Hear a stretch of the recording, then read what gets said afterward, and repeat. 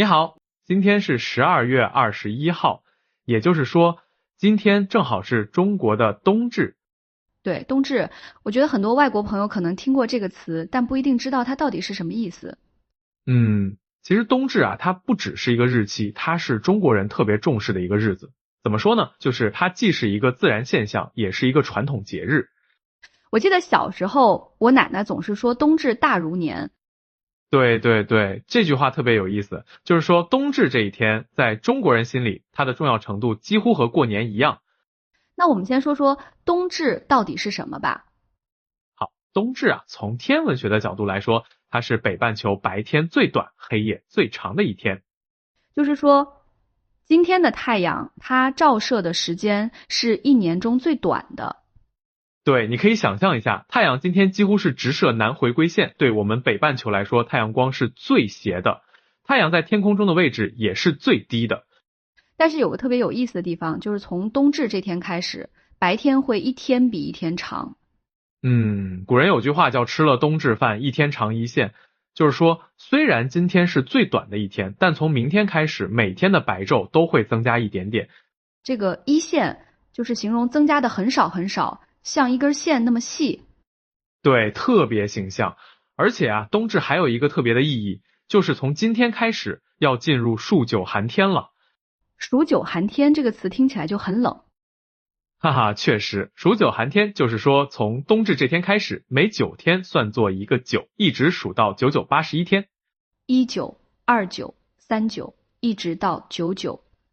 对，这81天是一年中最冷的时候。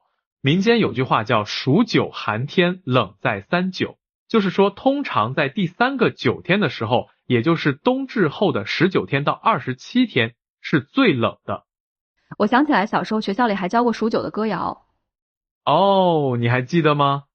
有一句是3949冰上走，就是说那时候河都结冰了，可以在上面走。对对对，还有5969沿河看柳，就是说到了5969的时候，河边的柳树开始发芽了。这些歌谣其实就是古人观察自然的智慧。说到古人观察自然，冬至还有一个特别有意思的传统，叫三候。三候就是古人把冬至分成3个阶段，每个阶段5天，用来描述自然界的变化。具体是什么呢？第一候叫蚯蚓节，就是说土里的蚯蚓还是蜷缩着身体，像打结一样，因为这时候阴气还很重。蚯蚓都冷得缩成一团了。对，第二候叫弥脚解，古人认为麋鹿的脚是朝后长的，属于阴性。冬至后阳气开始增长，麋鹿感应到了，就开始掉脚了。这个观察好细致啊。第三候叫水泉动，就是说山里的泉水开始流动，甚至会变温热，表明地下水受到阳气影响，开始活跃了。听起来古人真的是把自然观察得特别仔细。对啊，而且冬至作为一个节日，历史特别悠久，它的习俗啊可以追溯到汉代。汉代那得有2000多年了。在汉代的时候，冬至前后官员都会放假，老百姓也会庆祝。到了唐宋时期，冬至的庆祝活动达到了鼎盛。我听说在古代，冬至的重要程度真的不亚于新年。对，特别是在南宋的时候，京城里对冬至特别重视，即使是很穷的人家，也会在这一天换新衣服，准备好吃的，祭祀祖先，就像过年一样热闹。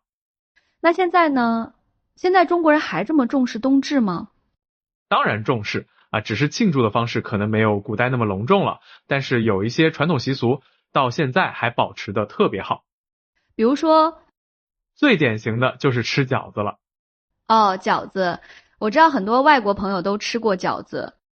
对，但可能不知道，在中国北方，冬至吃饺子是一个特别重要的传统。有多重要呢？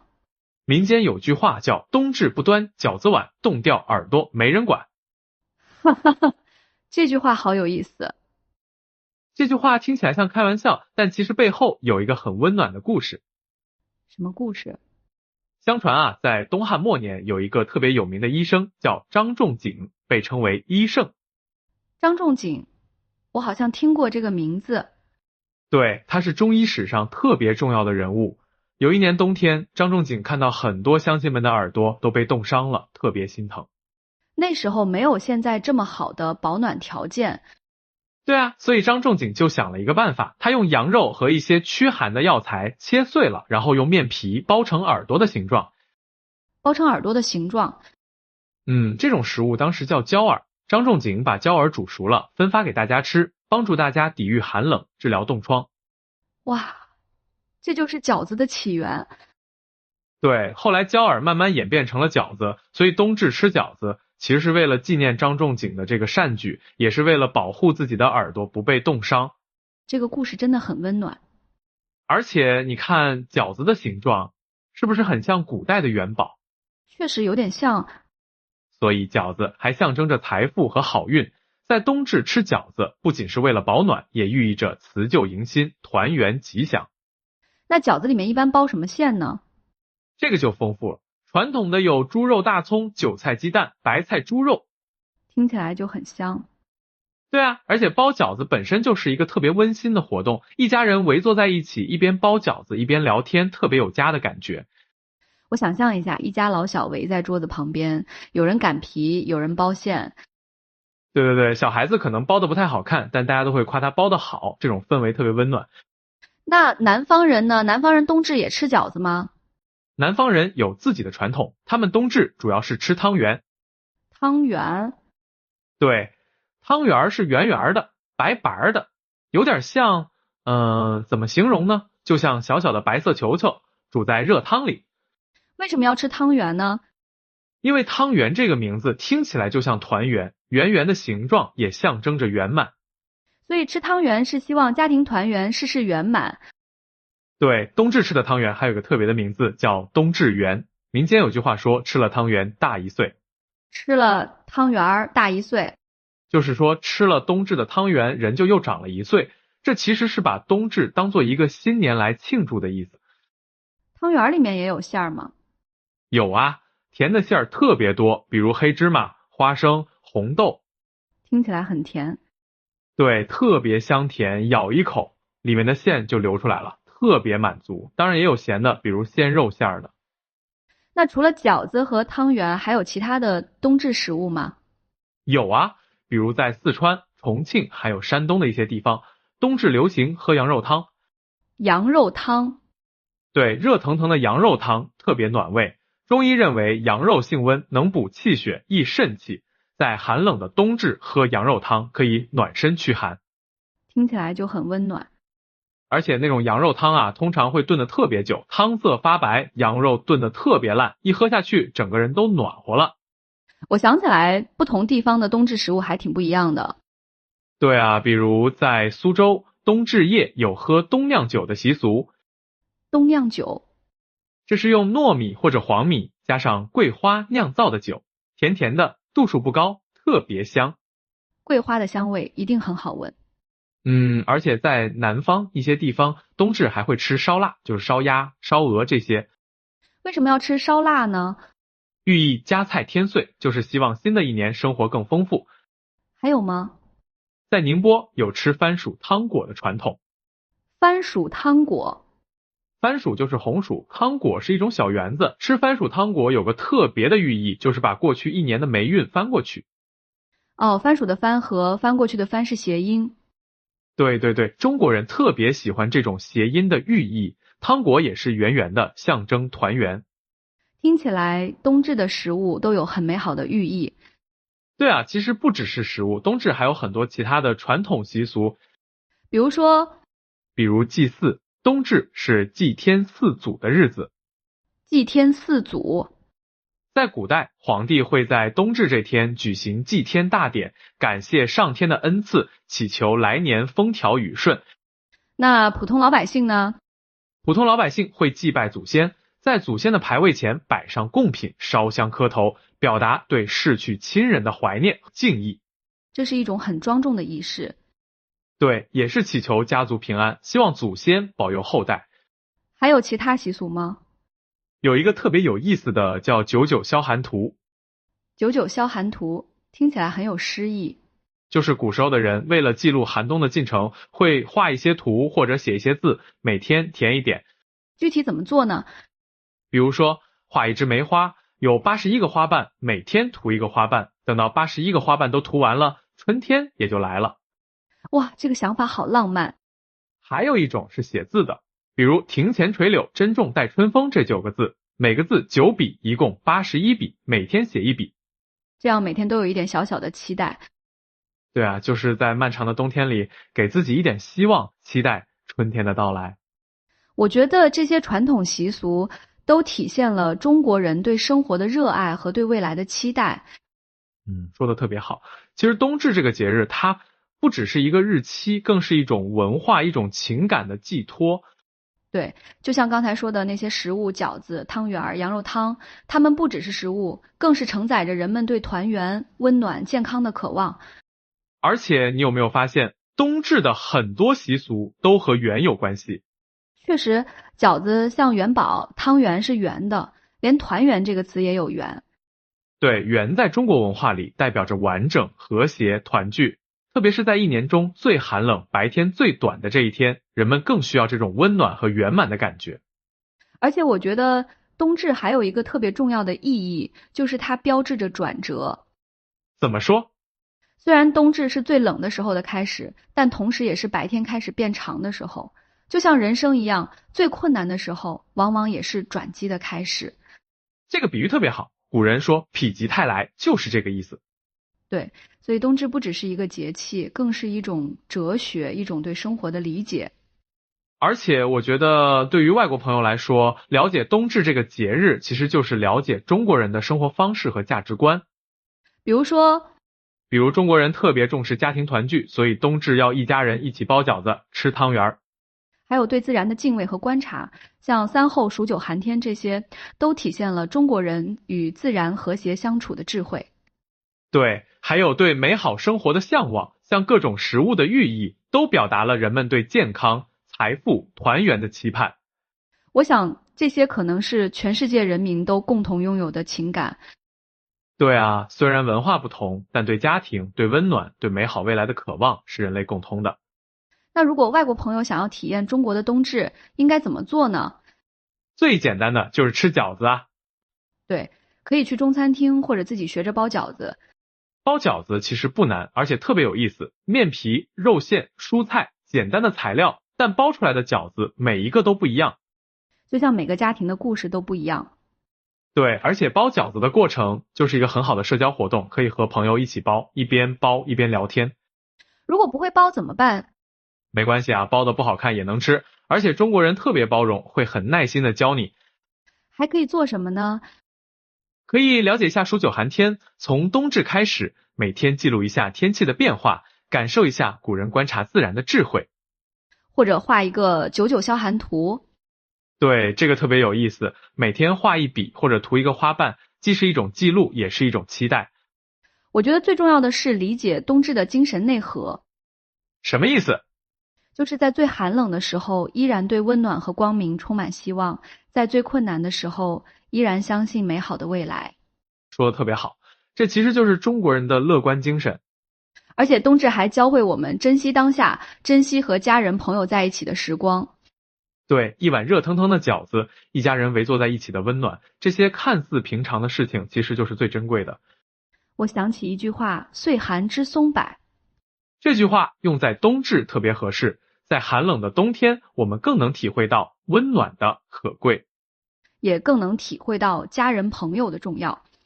而且冬至还提醒我们要注意保养身体。对，古人说冬至养生，就是在这个时候要特别注意保暖，多吃一些温补的食物。像羊肉、生姜、桂圆这些，都是冬至时节很好的食物。还要早睡晚起，顺应自然的节律。对，冬至的养生智慧其实就是顺应自然，与自然和谐相处。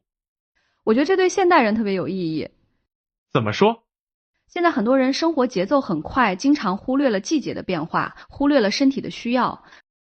对，冬至提醒我们要慢下来，要关注自己的身体，关注自然的变化，也要关注内心的需要，比如对温暖、对团聚的渴望。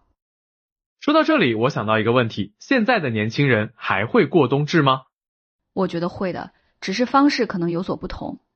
比如说比如可能不会像老一辈那样严格按照传统仪式来，但还是会吃饺子，还是会和家人团聚。对，传统在传承中也会有所变化，这很正常。而且现在有了网络，很多在外地工作的年轻人可能会通过视频通话和家人一起云过节。这也是一种团聚的方式。重要的不是形式，而是那份心意，那份对家人的思念和关爱。说得对，而且我觉得冬至这个节日对于现在快节奏的生活有一种特别的意义。什么意义？它提醒我们停下来感受一下季节的变化，感受一下生活的美好。对，在忙碌的生活中给自己一个理由，好好吃一顿饭，好好和家人聊聊天。而且冬至的很多习俗都特别适合现代人。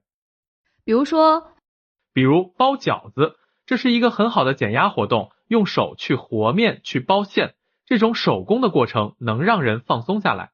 确实，现在很多人都喜欢手工，觉得有治愈的效果。还有99消寒图，其实就是一种正念练习，每天专注的做一件小事儿，记录时间的流逝。这和现在流行的冥想、正念练习有异曲同工之妙。对啊，古人的智慧在现代生活中依然有很大的价值。而且我觉得冬至还教会我们一种生活态度。什么态度？就是在平凡的日子里，也要有仪式感，也要有期待。对，不是说一定要过得多么隆重，而是要有一颗感受生活美好的心。一碗热汤，一盘饺子，一家人的团聚，这些简单的事情其实就是最大的幸福。而且冬至还告诉我们，困难是暂时的，光明总会到来。就像吃了冬至饭，一天长一线，虽然增长得很慢，但每天都在进步。这种坚持和希望的精神，我觉得特别珍贵。对，特别是在遇到挫折的时候，想想冬至的寓意，就会有继续前进的勇气。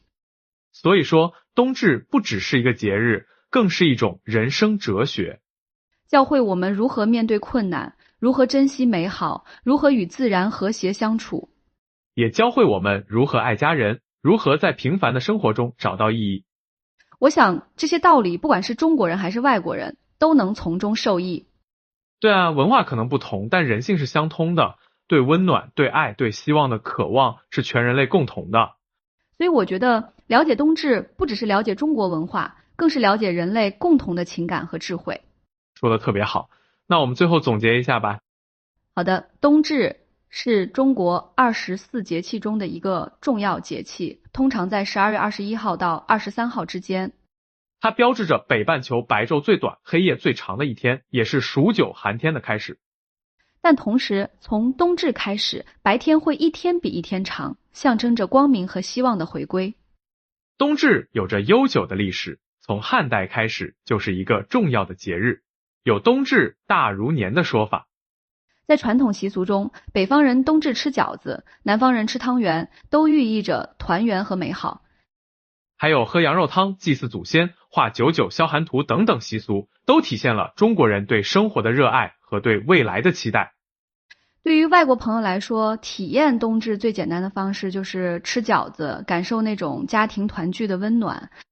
更重要的是理解冬至的精神内核，在困难中保持希望，在平凡中发现美好。冬至教会我们顺应自然，珍惜当下，也教会我们在最寒冷的时候，依然相信春天会来。这种智慧和情感超越了文化的界限，是全人类共同的财富。希望每一个朋友都能在这个冬至感受到温暖和希望。也希望大家如果觉得今天的分享有意思，可以推荐给身边的朋友，让更多人了解冬至，了解这个美好的传统节日。那今天就聊到这里，祝大家冬至快乐，记得吃饺子哦。